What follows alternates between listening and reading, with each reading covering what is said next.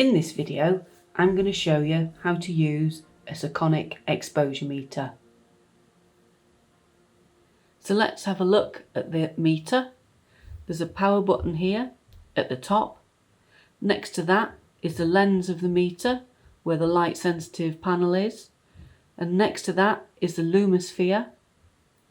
If you wanted to take an incident meter reading, you would slide the lumisphere on top of the lens of the meter, and if you wanted to take a reflective meter reading, you would slide the lumisphere away from the lens of the meter.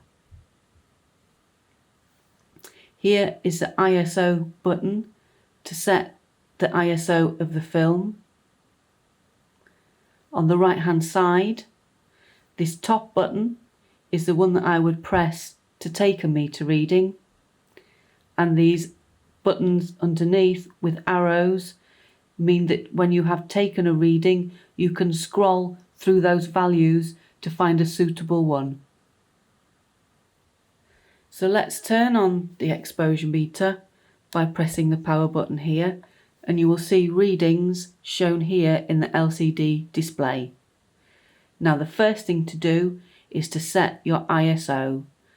It says ISO here, and at the moment it's set for 200, but the film that I have is 400 ISO.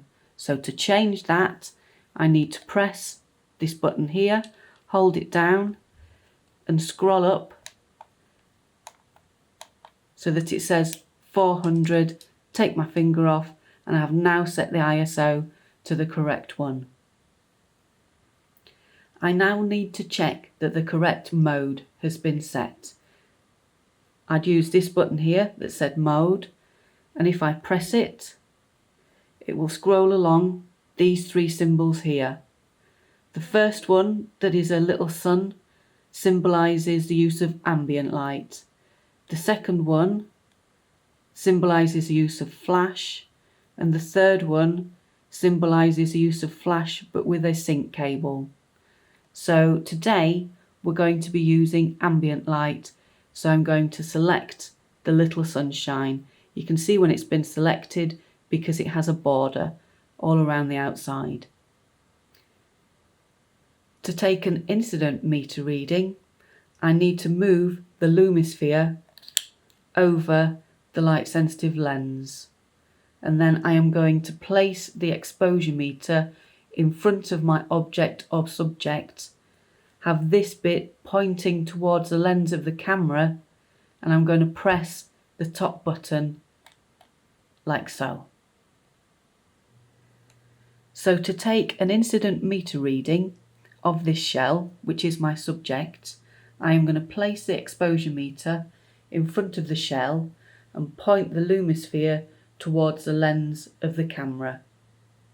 I'm then going to press the top button and it will take a meter reading.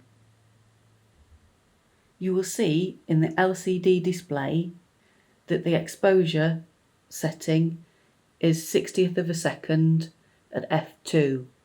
Now the amazing thing about these sekonics is that if I wanted to select a different shutter speed or f-stop, I use these buttons on the side to scroll up or down to select different variations of the same exposure. So let's say, for example, I wanted to have a shutter speed of half a second. I would scroll down until it showed here a shutter speed of half a second, and it would show the appropriate f-stop for that shutter speed here. So the f-stop has now changed and it's now f11. So the sekonic exposure meter will show you a variety of the correct combinations of shutter speed and f-stop.